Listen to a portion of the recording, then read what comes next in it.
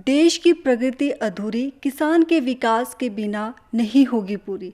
नमस्कार दर्शकों, दूरदर्शन हिमाचल के कार्यक्रम कृषि दर्शन में आप सबका स्वागत है।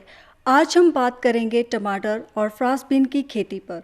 यदि हम टमाटर की बात करें तो हिमाचल का सोलन ज़िला इस खेती में प्रसिद्ध है। सोलन ज़िले में टमाटर की विभिन्न प्रकार की किस्में लगाई जाती हैं।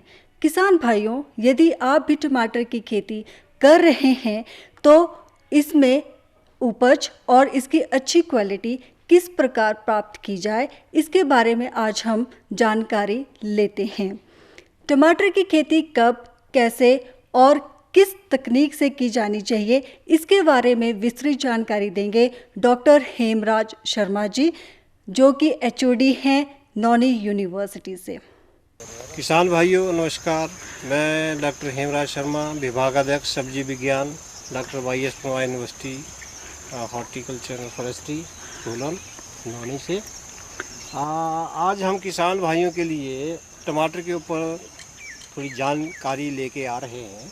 जैसे कि मालूम है कि हिमाचल प्रदेश में टमाटर जो है बहुत एक अहम सब्जी की फसल है और ख़ास करके ज़िला सोलन जो है इसके लिए बहुत ही मशहूर है। 50% एरिया जो है हिमाचल प्रदेश का 11,000 हेक्टेयर के आसपास है, उसमें से 50% एरिया ज़िला सोलन में पड़ता है। इसमें ख़ास करके जहां हम देखेंगे खेती जो है इसकी 2 सीज़न में है। एक तो हम मार्च में ट्रांसप्लांट करते हैं, फरवरी जैसे में जनवरी फरवरी में इसकी पौध लगाते हैं, और दूसरा जो है रेनफेड एरिया में कुछ जहाँ वर्षा पे आधारित क्षेत्र हैं वहाँ पे हम जुलाई में इसको ट्रांसप्लांट करते हैं, यानी कि जून जैसे में इसमें जो पौध लगती है। जहाँ तक इसका सवाल है, हमारे जो विश्वविद्यालय ने जो किस्में ईजाद की हैं, इसमें सोलन लालिमा किस्म है। ये ओपन पॉलिनेटेड किस्म है। किसान इसका भाई जो है बीज भी स्वयं इसका रख सकते हैं। अच्छे टमाटर से लग के हम बीच में इसमें आपको जानकारी देंगे। अब ये देख रहे हैं कि जो सोलन लालिमा जो ये किस्म है, ये हमने जो है तकरीबन जो है अप्रैल महीने में इसको हमने ट्रांसप्लांट किया। तो अप्रैल महीने के बाद जो है 6 जून को हमने इसका जो है पहला तुड़ान लिया है, और अभी तक जो है देखिए 2 महीने इसको हो गए तुड़ान करते करते। तो अभी भी इसमें जो है आप देखेंगे पौधों में जो है फलन कितना लगा हुआ है बड़े अच्छे तरीके से। और साथ में जो है इसको हमने ड्रिप के ऊपर सिस्टम पे लगाया है, पॉलीथीन शीट भी लगा रखी है, और ताकि जो है खरपतवार इसमें ना आए। और ड्रिप के माध्यम से जो है हम खादों का प्रयोग जो है करते हैं, जिसमें 19-19 है 3 ग्राम पर स्क्वायर मीटर के हिसाब से हफ्ते में इसको हम कम से कम एक बार जो है देते हैं। तो ये तो रही इसकी थोड़ी कैसे हमने लगाया है, कैसे इसका खादों का प्रयोग हो रहा है। कुछ एक इसमें देखेंगे, अगर आजकल जो है कुछ इसमें बीमारियों का प्रकोप भी बीच बीच में आता है, स्वाभाविक है, बरसात का मौसम है। थोड़ा सा हम देखेंगे कि जैसे ये इसमें पत्ते हैं तो कुछ जो स्पॉट नज़र आ रहे हैं आपके, बैक्टीरियल लीफ स्पॉट है। ये छोटे छोटे जो हैं धब्बे हैं, ये बैक्टीरियल लीफ स्पॉट है। अगर दूसरे पत्ते की मैं बात करूं तो ये थोड़ा जो है ये पत्ता दिख रहा है आपका, ये लेट ब्लाइट का सिम्टम है, जो कि थोड़ा ठंड में और एंड स्टेज में इसमें आता है। इसके अलावा बीच बीच में और भी अगर हम देखें तो ये देखिए थोड़ा सा ये जो है भी अर्ली ब्लाइट के सिम्टम है, अर्ली ब्लाइट ऑफ टमाटो। अब जो है इसको कैसे हम कंट्रोल करते हैं किसान भाइयों के लिए, तो 2-3 जो हमारे खास कर जो केमिकल है डाइथेन 45 बेबिस्टीन, उसमें स्टेप्टोसाइक्लिन एक तो ये हो गया। दूसरे जो है ब्लाइटॉक्स जो है 0.3%, उसमें हम स्टेप्टोसाइक्लिन भी मिला करके स्प्रे किया जा सकता है। इसके अलावा जो आपका रिडोमिलम जेड है, इसका भी हम 0.3% के हिसाब से इसका स्प्रे कर सकते हैं। तो ये जो बीमारियां हैं तकरीबन ये कंट्रोल में रहेंगी।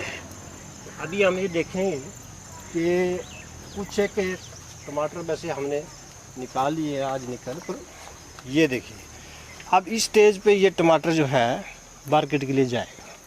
तो इस स्टेज पे इसको तोड़ते हैं हम, और अच्छे इसके जो टमाटर है सीड के लिए रख भी सकते हैं। इसमें से देखिए ज़रा ये हालांकि टमाटर है ये काफ़ी, इसका जो पेरिकार्प थिकनेस है वो भी काफ़ी सख्त होती है और इसका जो सेल्फ लाइफ है कम से कम 10 से 12 दिन की जो है रूम टेम्परेचर पे है।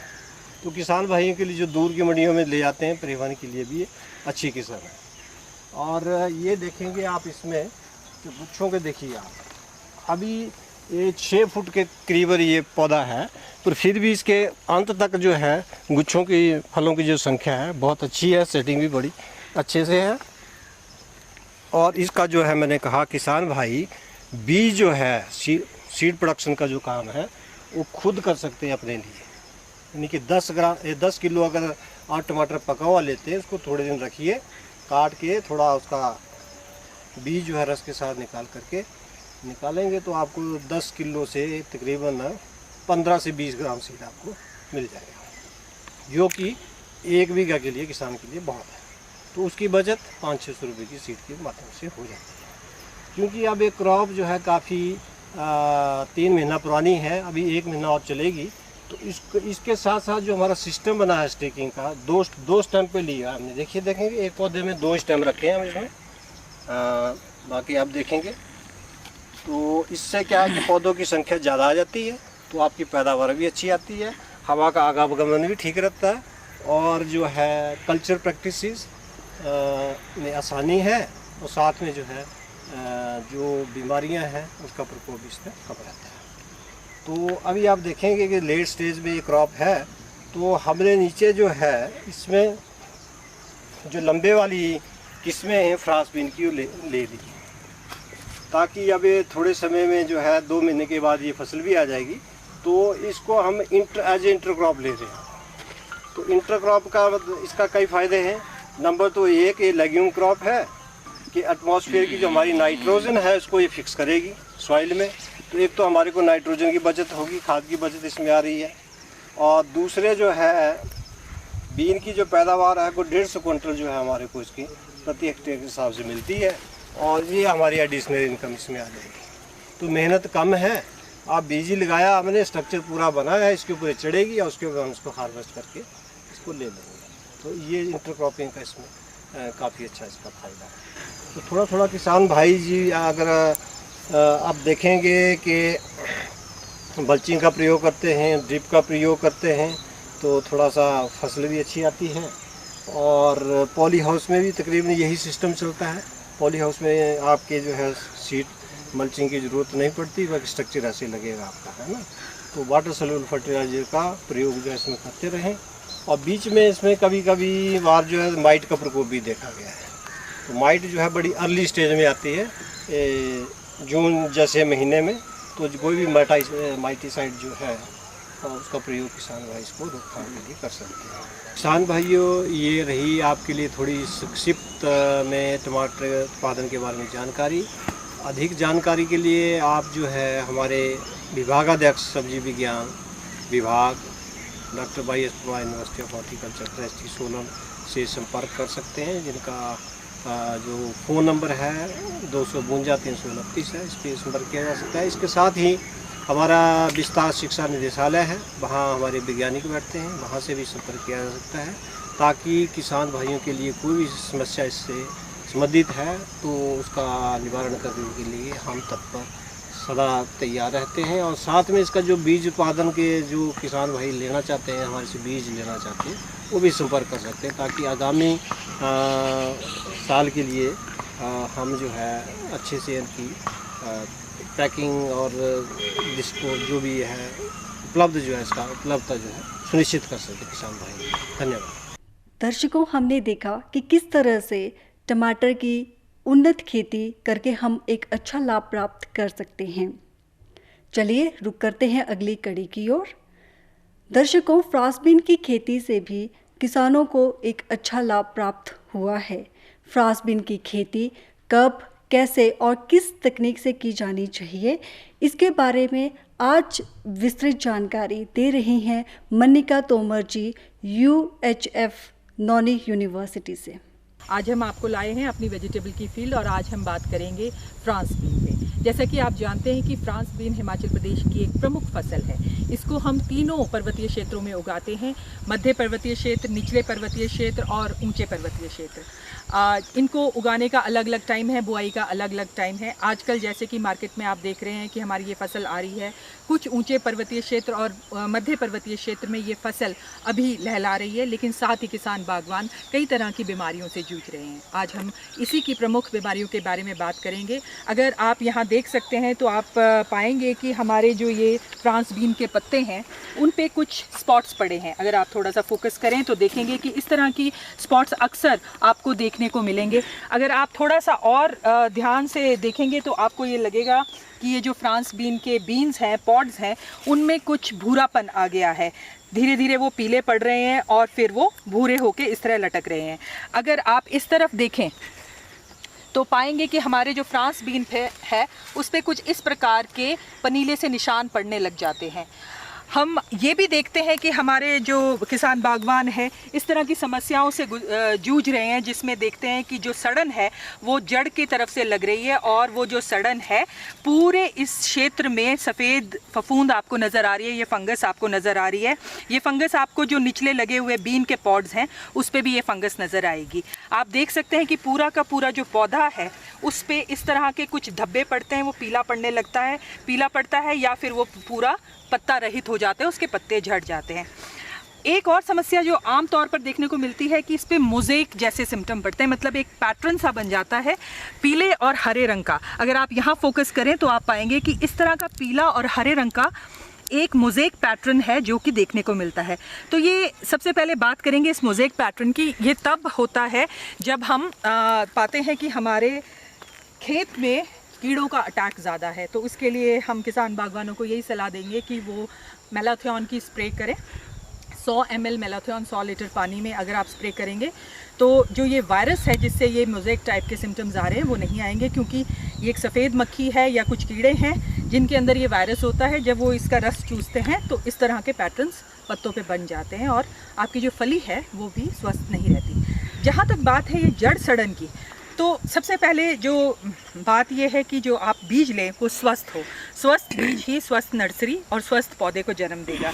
अगर बीज स्वस्थ नहीं है या आपको लगता है कि उसको उपचारित नहीं किया गया है तो आप उसको 1 ग्राम स्ट्रेप्टोसाइक्लिन और करीब 10 लीटर पानी में और करीब 20 से 25 ग्राम हेक्साकॉप या बेविस्टिन का इस्तेमाल कर सकते हैं। 4 घंटे तक आप बीज को डुबो के रखें, उसके बाद उसको छांव में अच्छी तरह सुखाएं। बोने से पहले ये ध्यान रखें कि जो आपका बीज है वो अच्छी तरह से सूखा हो। अगर आपको ये गीला मेथड नहीं करना है तो आप सूखे बेविस्टिन से 1 ग्राम प्रति 1 किलो सीड के हिसाब से आप सूखे पाउडर, बेविस्टिन के पाउडर से भी बीज को उपचारित कर सकते हैं। लेकिन इस फसल को लेने से पूर्व कुछ बातें हैं जिसको आपको ध्यान में रखना होगा, जिसमें प्रमुख बात यह है कि एक जो बीज लें वो स्वस्थ लें, बीज को उपचारित ज़रूर करें। रोग मुक्त रहने के लिए या पौधे को रोग मुक्त रखने के लिए आप फसल चक्र अपनाएं। जहां जिस फील्ड में आपके 1 साल आपका फ्रांस बीन लगा है, हर साल उसी में ही फ्रांस बीन ना लगाएं। और अधिक जानकारी के लिए या संपर्क करने के लिए कोई स्प्रे करने से पहले अगर आपको इस तरह की कुछ बीमारियां नज़र आ रही हैं तो आप हमारे टोल फ्री नंबर 1800-180-1551 पर हमसे संपर्क कर सकते हैं। ये टोल फ्री नंबर है। इसके अलावा एक और नंबर है 01792-252-706 या 252-426। इन नंबरों पर आप हमसे जानकारी ले सकते हैं, क्योंकि अक्सर ये देखा गया है कि किसान बागवान जानकारी के अभाव में गलत स्प्रे कर रहे हैं, जिसके कारण से फसल भी बर्बाद हो रही है और हमने ये भी देखा है कि आपको नुकसान भी ज़्यादा हो रहा है। जहाँ तक हमने बात की कि एंथ्रेक्नोज या जो जिस तरह के ये भूरे धब्बे हमारे पौधों पे पड़ रहे हैं और पत्ते पीले हो रहे हैं, हरे और पीले रंग के हो रहे हैं, इसके लिए आपको बेविस्टिन का स्प्रे करना होगा 1 ग्राम प्रति लीटर के हिसाब से। आपको ये स्प्रे 15 दिन के बाद रिपीट करना होगा। ध्यान रखें, स्प्रे से पहले आप विषय विशेषज्ञों से जानकारी ज़रूर लें। जो नंबर आपको बताए हैं उस पर आप ये जानकारी हमसे निःशुल्क जानकारी ले सकते हैं।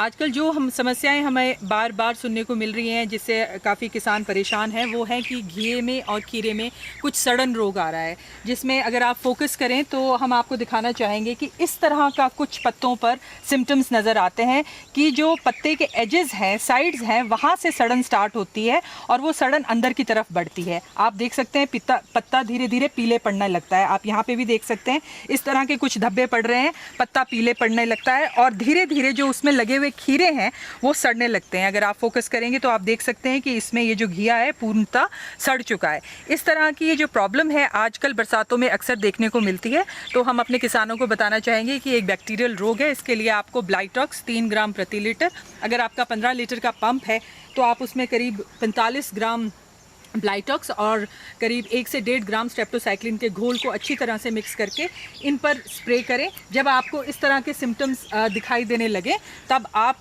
शुरुआती तौर पर ये स्प्रे करें और ये स्प्रे 15 दिन के बाद रिपीट करें। दूसरी एक जो बहुत समस्या आ रही है घिये में भी, कद्दू में भी और खीरों में भी, वो है कुछ इस तरह के धब्बे रोग। ये जो धब्बा है, अगर आप ध्यान से फोकस करेंगे तो आप पाएंगे कि ये जो धब्बा है ये गोल होगा और ये जो गोल धब्बे होंगे ये एक के अंदर एक आपको गोलाकार धब्बा दिखाई देगा। इस तरह के कुछ धब्बे दिखाई देंगे। इस तरह के जो रोग हैं इसके लिए आप डाइथेन M45 का स्प्रे कर सकते हैं, मैंकोजेब का स्प्रे कर सकते हैं, वो भी 2.5 से 3 ग्राम प्रति लीटर के हिसाब से ये स्प्रे करें और जो स्प्रे करें उसको आप 15 से 20 दिन के बाद रिपीट करें। तो दर्शकों, आज हमने अपने विशेषज्ञों से जाना कि हमें किस तरह से टमाटर और फ्रांसबीन की खेती करनी चाहिए। तो दर्शकों, ये था हमारा आज का कार्यक्रम। अगले अंक में फिर आपसे मुलाकात होगी एक नए विषय के साथ। तब तक के लिए दूरदर्शन हिमाचल की पूरी टीम को इजाज़त दीजिए। नमस्कार।